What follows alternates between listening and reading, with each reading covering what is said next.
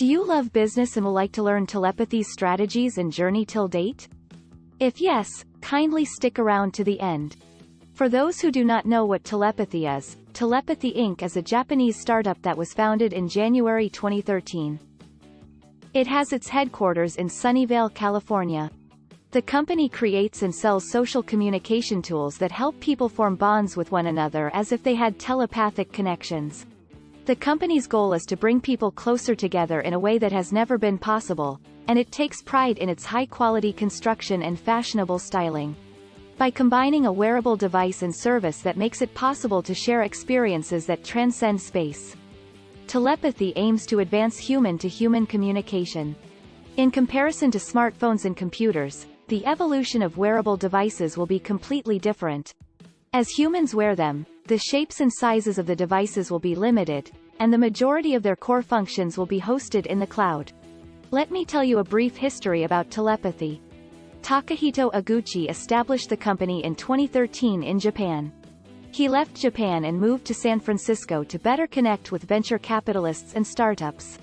Eguchi spent 20 years developing augmented reality technologies, before turning his attention to wearables, which he described as an exciting new direction. Eguchi and his new team hoped to concentrate on software development and seek venture capital, after opening an office in San Francisco. The prototype device, Telepathy 1, was then created by the technology entrepreneur. The device served a simple function: to deepen relationships between people. Telepathy 1 is frequently touted as a Google Glass-like competitor made in Japan. The Telepathy team hoped to ship the device in 2014, after it was first shown off at SXSW. The VC First Hand Technology Value Fund, based in Silicon Valley, invested an additional $5 million in the startup in 2014 to help it launch. In the end, the organization's new colleagues got to work planning circuit sheets and a connection point. Judith Corin, a planner, was sent to Austin to look for venues for a launch party. She arranged for an office space where telepathy could hold, hired a local artist to make the space interesting visually, and discovered a number of potential locations for the big evening party.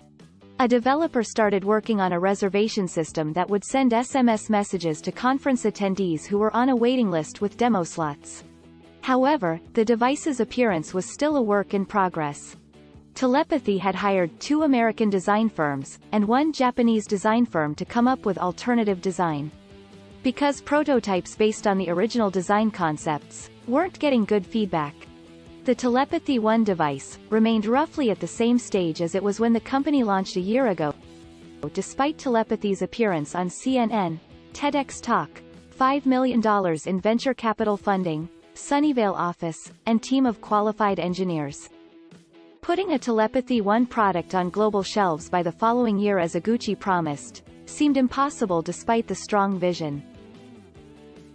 The Sunnyvale office was forced to close at the beginning of June due to ongoing disagreements over which design to pursue. Nearly all of the employees who worked there were let go. Eventually, in 2014, Eguchi ceased being the CEO of Telepathy.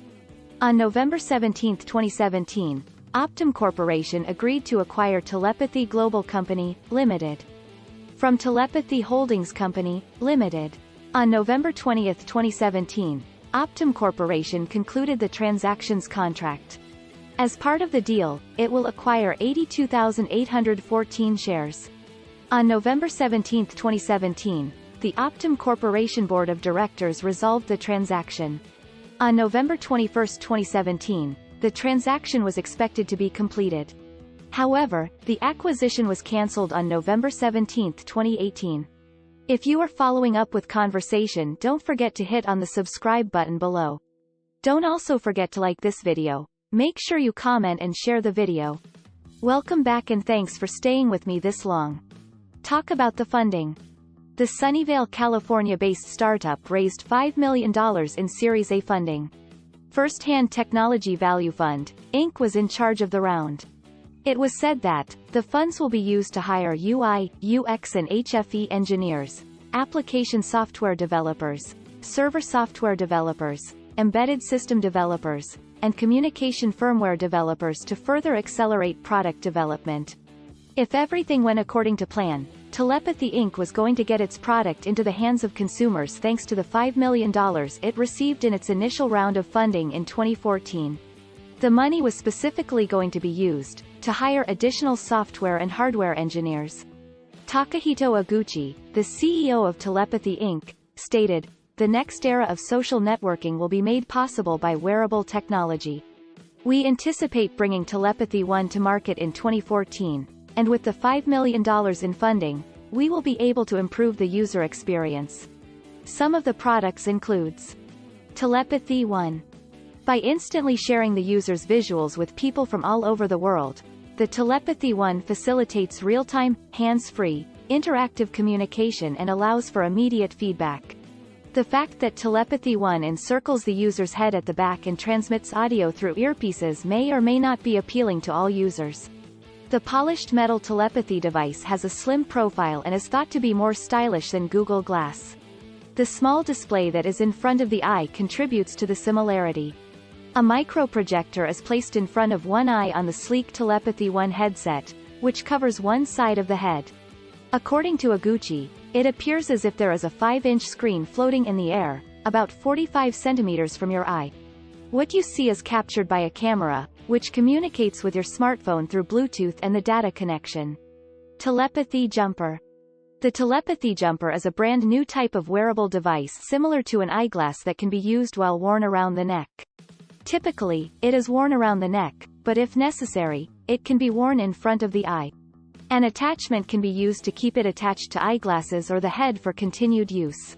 The wearable device's display performs well and provides clear visuals even in strong summer sunlight. The device could be used in everyday situations both inside and outside, and the images and data were visible clearly even in natural outdoor lighting. Due to its high-definition HD resolution, the device clearly displays task data and manuals text and information. On board is a 5-megapixel image sensor and a noise-canceling function that precisely picks up the wearer's voice regardless of the surrounding sound, in order to more accurately replicate the wearer's actual experience. Additionally, the Motion Sense Core, which manages the gyro, accelerometer, and geomagnetism sensors, is present on board. These sensors make it possible to effectively collect and analyze the data needed to create an application that makes using the device more fun, easy, and enjoyable. A Bluetooth remote control with a switch enables simple and precise operation regardless of the user's condition or the surrounding environment. Depending on the application, an attachment part can be added to allow for flexible fitting. Telepathy Partnership. On December 19, 2014, Telepathy and Optum, a leading provider of business-related smart device applications, proudly announced their partnership in wearable solutions. Optum provided Optimal Biz, Japan's #1 MDMB for 3 consecutive years, and Optimal Remote, Japan's leading remote support service used by almost 15 million people, for integration into Telepathy Jumper, a wearable device marketed by Telepathy Japan. The goal was a better world where people could understand each other. In order to provide effective services, secure management and operation of wearable devices, which are crucial to the rapid growth of the Internet market, both businesses have pressed ahead with research and development. Optum and Telepathy Japan plan to continue developing wearable solutions that were more usable, secure, and useful for the global market as well as the Japanese market. Coming to the end of this video, Telepathy Financials. As at the time of recording this video, Telepathy's number of employees ranges from 25 to 100. Telepathy Inc.'s annual revenue ranges from $5 million to $25 million. And the company has received $5 million in total funding. What do you think about Telepathy's financial performance so far? Do you think that Telepathy has what it takes to take market share from Google Glass? Kindly share your thoughts in the comments section below. Thanks for watching to the end. Hope it was of great value to you. Kindly subscribe to our channel, also like our videos, comment and share this video with those in your network that may be interested in it.